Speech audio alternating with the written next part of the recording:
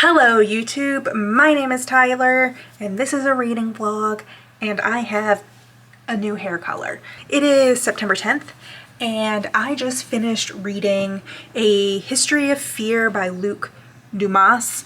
I gave this 4 stars. I actually really liked this. I will say the end, not like the end, but like the general end, I don't know, like the last 4-ish chapters did kind of peter out.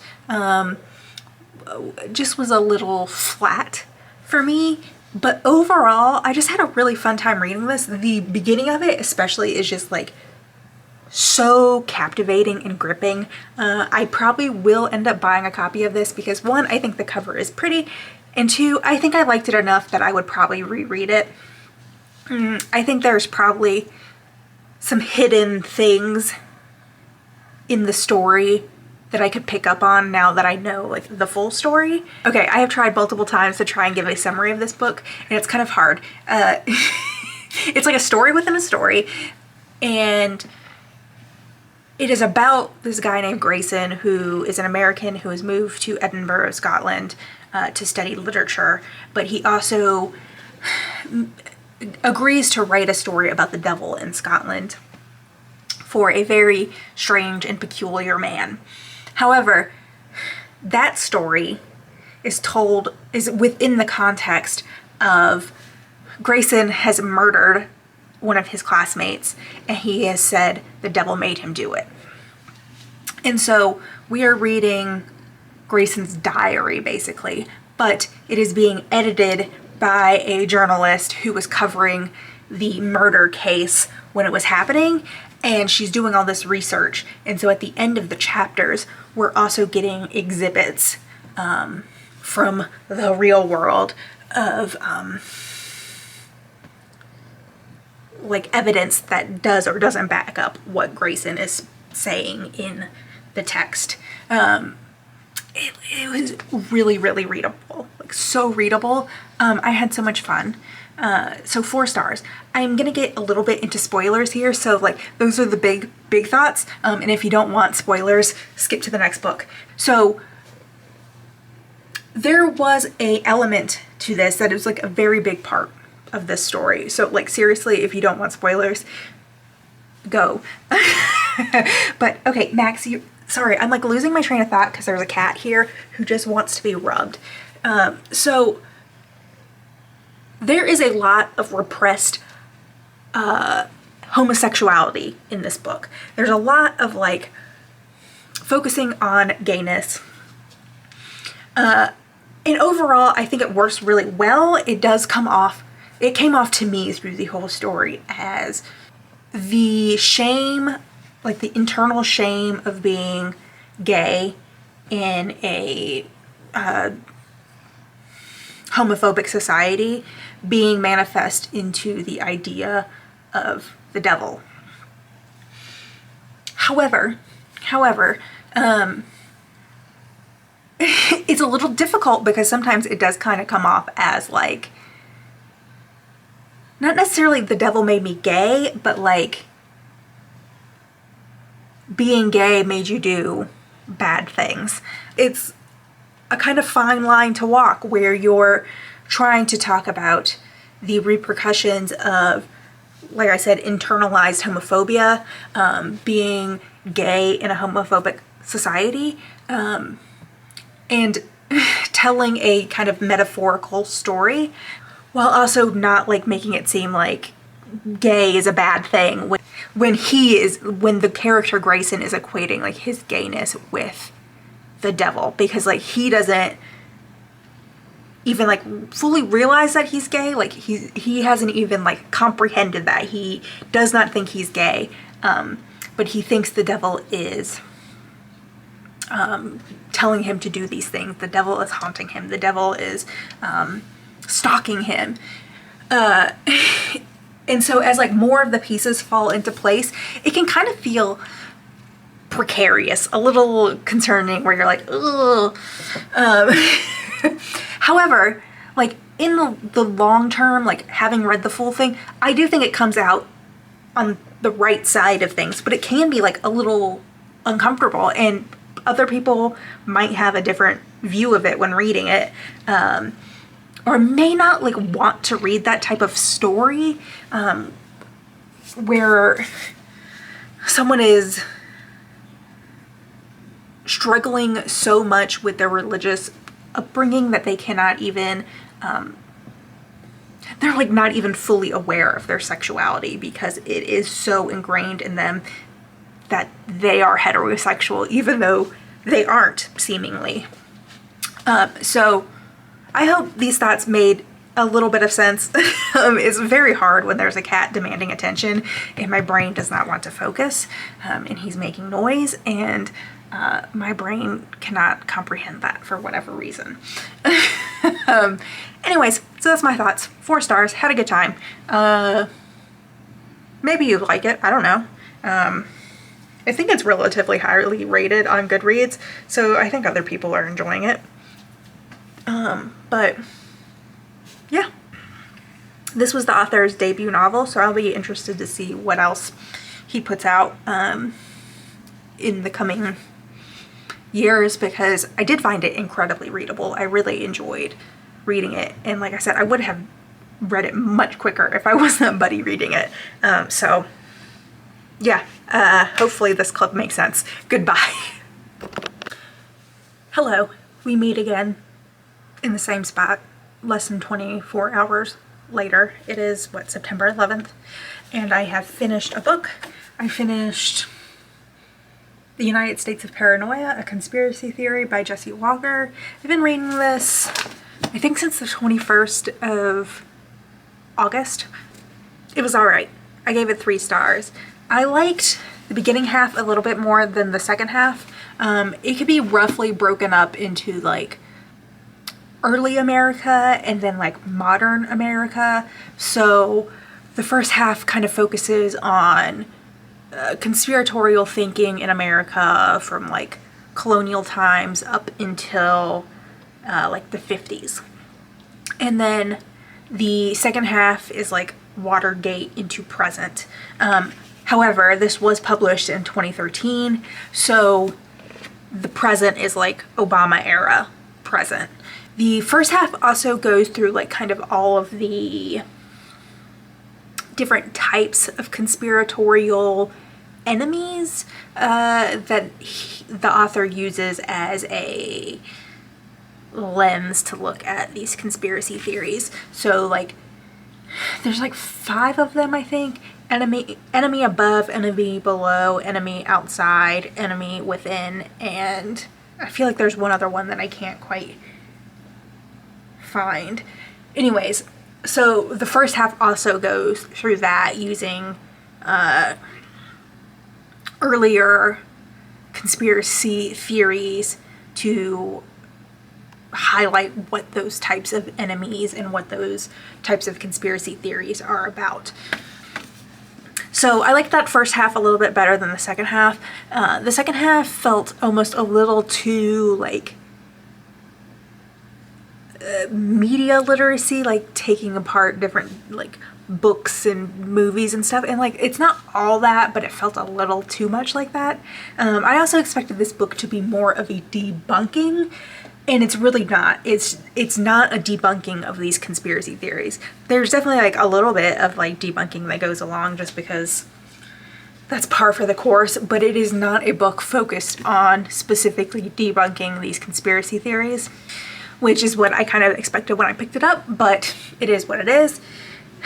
The only part that like I really struggled with was like the very last chapter, not the epilogue and the like afterward, but the actual last chapter, which was the most modern chapter, and it was focusing on like right-wing extremism and left-wing extremism, I guess, coming into the Obama presidency and like that first term.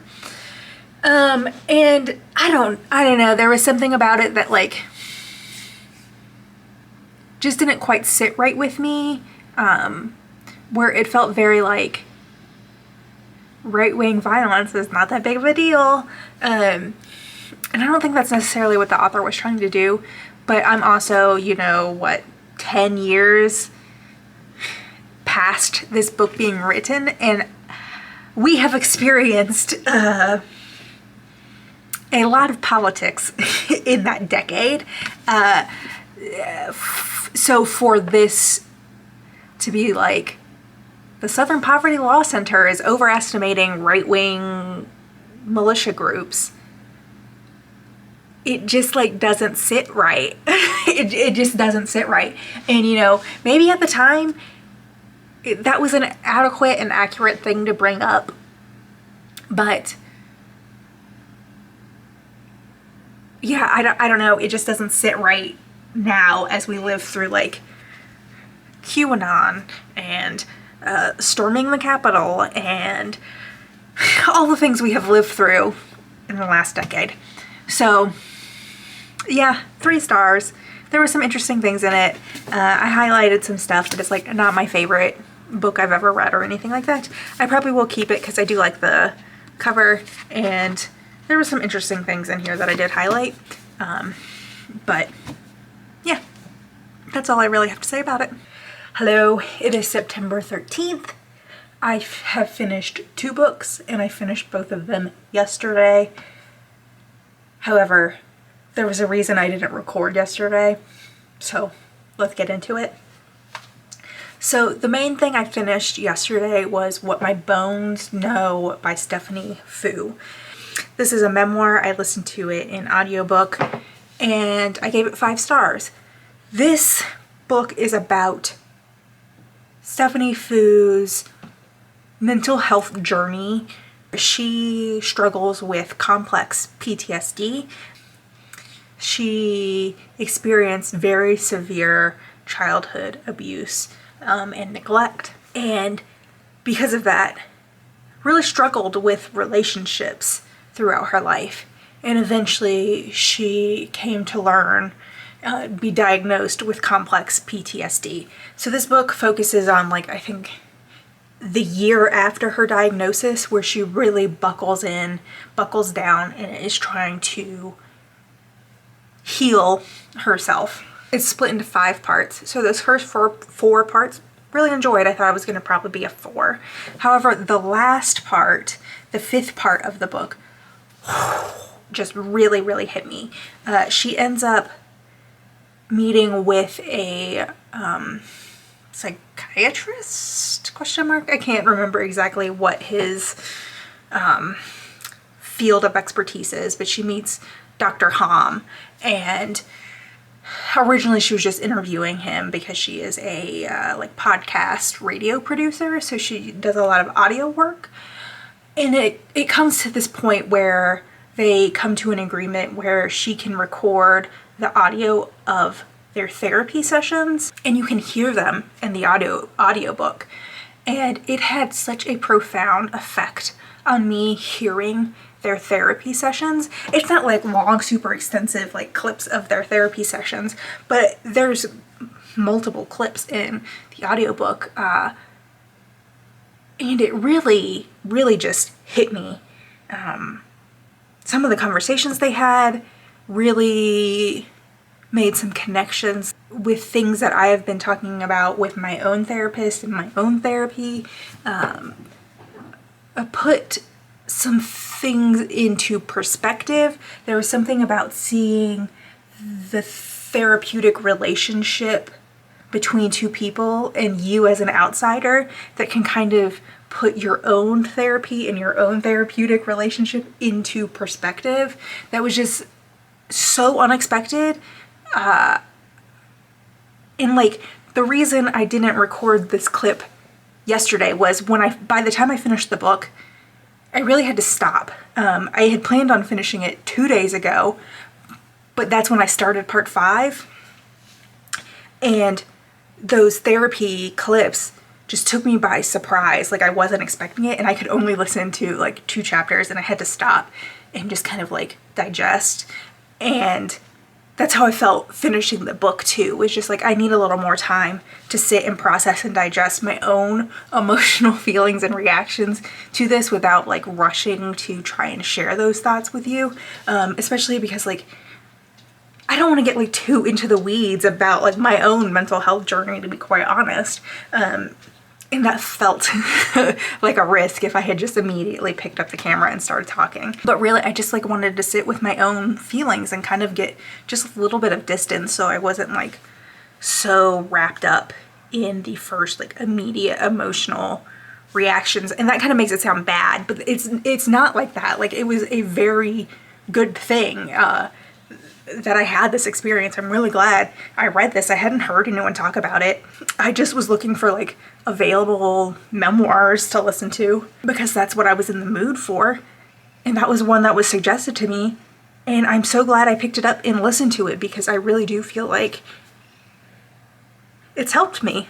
Like, I don't personally suffer from PTSD or complex PTSD, but I don't know, there's a lot of value in, I really feel like in the audiobook, in that last part, listening to the therapy sessions, is just so valuable to anyone that might be struggling with mental health. And then last night, the last hour of the book, I cried multiple times. There was just a lot in here, and I want to say, like, it is a heavy book, in like the topic is a heavy, complex topic.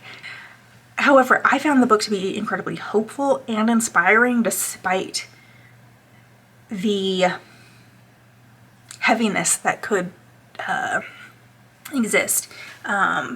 In the intro, she talks about how she mentions like some trigger warnings, basically. So while she touches on her abuse in the other parts, I think it is just part one where she really describes like specific events. So if child abuse is like kind of a trigger for you, she totally gives you like permission to like skip that part. Granted, like I said, I'm not an expert. I don't personally have PTSD, so like I cannot fully tell you what would or would not be a trigger for like child abuse trauma. But I really suggest it. I thought it was a really great book. So yeah, those are my thoughts. Oh, and totally switching gears topics, I finished a Yowamushi pedal volume yesterday, and I wasn't gonna just pick up the camera to talk about that. I was just gonna talk about it whenever I needed to record again, because there's nothing to say. I gave it 5 stars also. I'm really enjoying it. They finished day 2 of the race in that volume, so I'm finally moving on to the final day, which is gonna take like 5 volumes, I think. It just buck wild on its own. But anyways, so yeah, those are the 2 books I read yesterday. I will see y'all later. Bye. Greetings. It's September 14th and I have finished a book. I have finished the Sarah book by Scott McClanahan. I gave this 3 stars. I have to disagree with Miss Roxane Gay here. So memorable, so powerful. I cannot remember anything that happened in this book. Really did not have any sort of profound effect reading this. So it is about Scott McClanahan and him going through a separation and divorce with his wife, Sarah.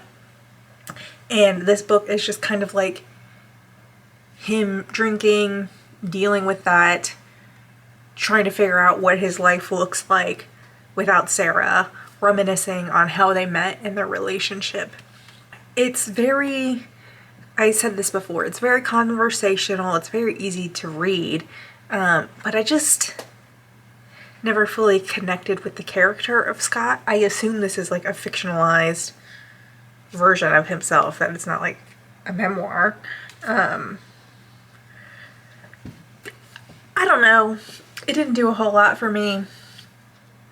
It seems like one of those books that like it either clicks or it doesn't. And unfortunately I just never really quite got there. I didn't like hate it or anything, but it really didn't do a whole lot for me. So 3 stars. Hello, it is September 15th and it is time to close the vlog out. I am reading a couple things, but I'm definitely not going to finish any in the next 24 hours, so I'm just going to go ahead and close this out. So I read 5 books this week, and I'm going to talk about the things that I still have left over that you'll be seeing in upcoming vlogs. So I am currently reading 3 things right now. I am reading Yowamushi Pedal Volume 10, so I've been trying to drag those volumes out, so probably not next week, but the week after I should have finished that. I started reading Frankenstein. I've never read this before. It's been a while since I've read something older, classic vibes.